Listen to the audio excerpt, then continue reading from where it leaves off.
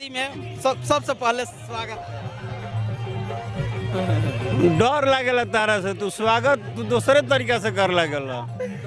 बड़ा हरामी हो बेटा।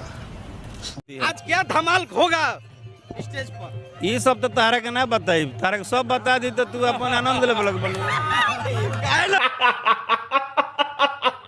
जितने दर्शक देख रहे हैं, इनका ककरी लंच यानी कल नहीं परसों हो रहा है। होगा कितने डेट में बता दीजिए।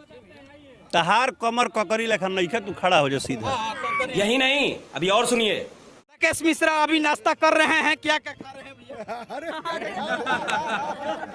अरे देखो राकेश मिश्रा बाथरूम में जा रहा है, चल हमारे पीछे। गजब बेइज्जती है।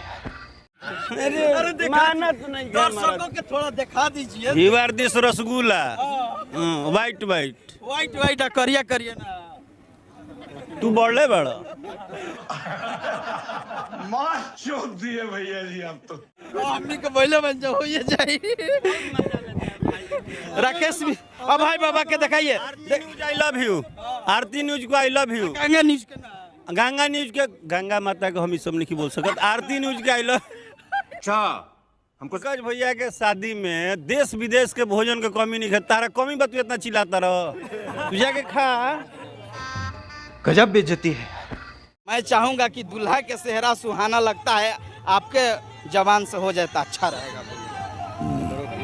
बहुत तेज हो, मैं आपके जवान से सुनना चाहता बहुत तेज हो, हूं। बहुत दर्शक दिखाइए ना, बहुत तेज हो।